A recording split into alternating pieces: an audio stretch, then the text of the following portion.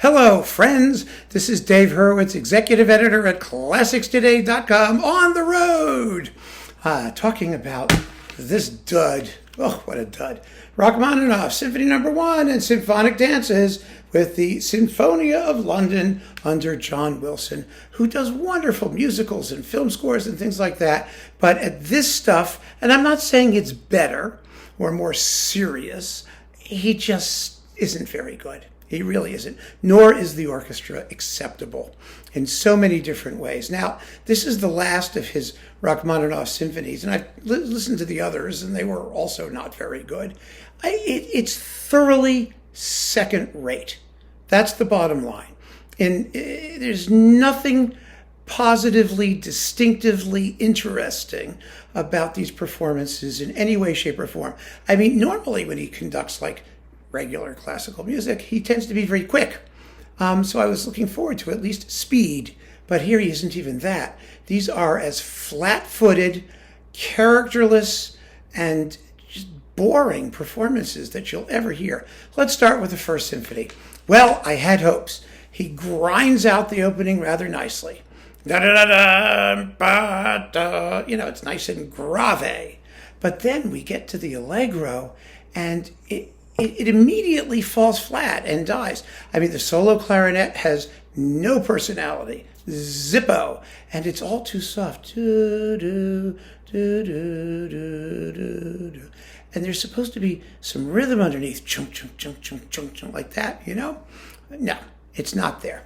Absolutely not there. The second subject, well, when the violins all come in with the big forte thing, at least that had some rush of quasi-passion to it, something like that. But, oh my God, the development section, the fugato that starts it, and then the bell thing, and the lead into the recapitulation, there's just not enough dynamic range. The brass are just tepid. Really, it's, you can compare these performances to so many others that are marvelous. I mean, in the first symphony, you've got Ashkenazi in the Concertgebouw, you've got Slatkin, you've got Maris Janssens with St. Petersburg. I mean, fabulous orchestras. Ormandy in Philadelphia. It's obvious. I mean, people say, well, it's a matter of taste, and no, it is not a matter of taste. These are facts. And the audible comparisons are ready to hand, and I suggest you make them if you have any questions. So the second movement and the slow movement, they're okay. They don't require much in the way of amplitude. You just need to get through them at a reasonable tempo, and he does. Then we get to the finale. Oh my gosh, I mean, the opening fanfare, it's so lame. The trumpets just don't seem to be able to get much oomph behind their tone. The actual tempo is okay.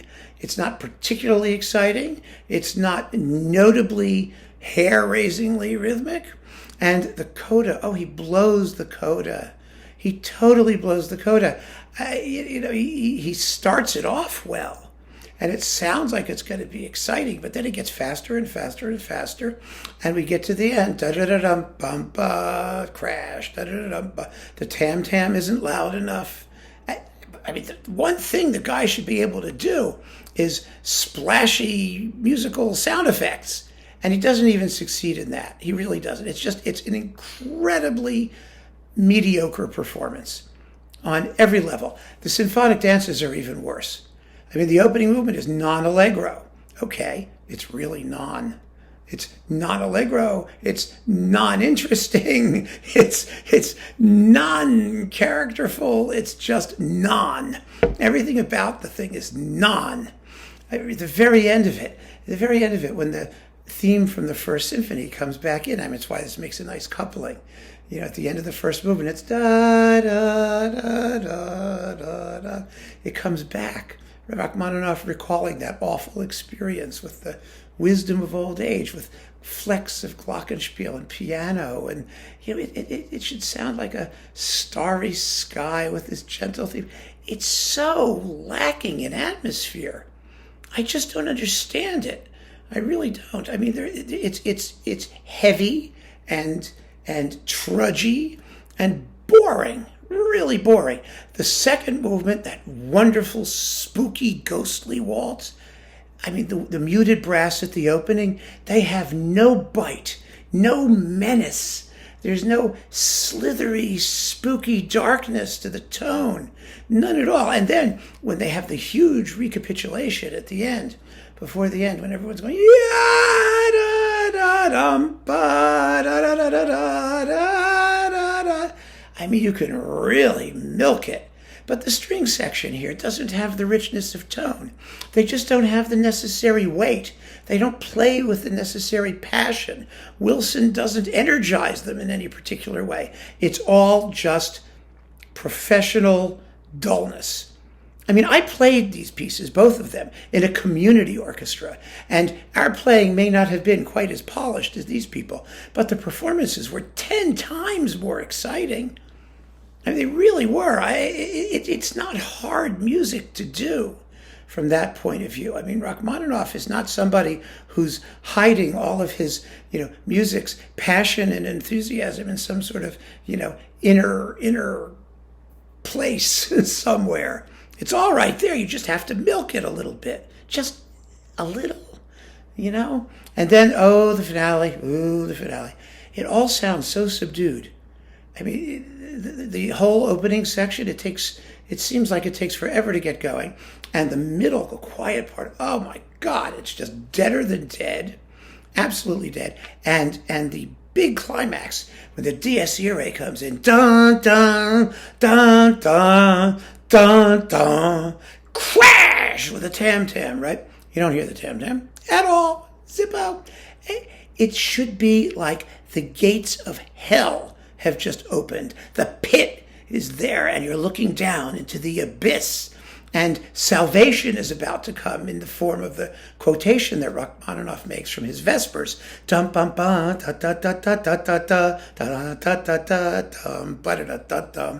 Again, it's there.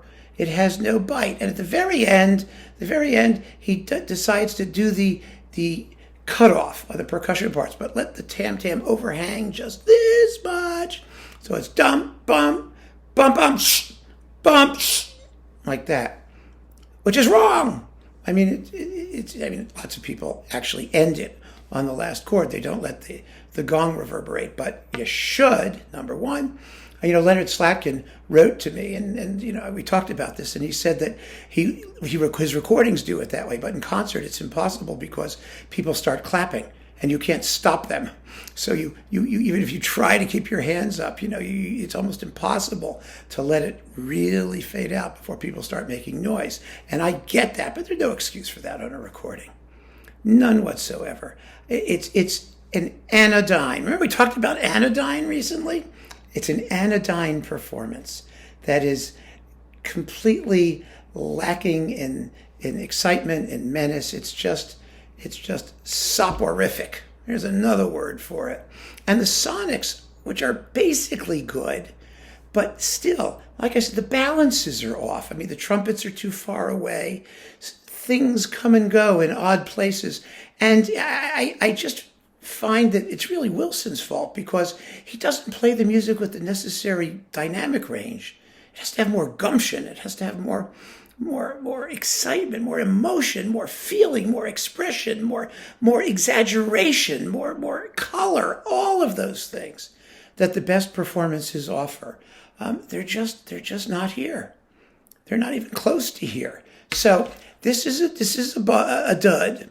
It really kind of sucks. And I wish it weren't so.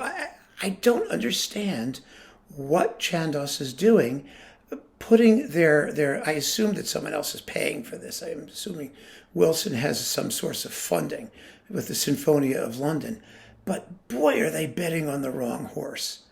It's really unfortunate because there are lots of very talented people out there who do this music supremely well.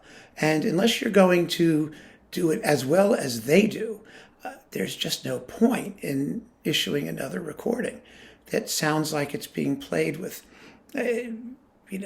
half the necessary or less, half of the necessary energy and excitement that the music demands. It's a real pity.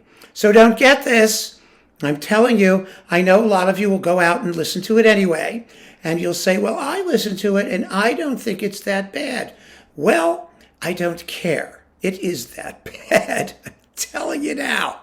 And if you like it, it's your life. Have fun. But the rest of us, come on. It's just, like I said, the comparisons are right there. You can listen for yourself and hear the righteousness of what I'm telling you. So keep on listening, friends. Thanks for joining me. Take care.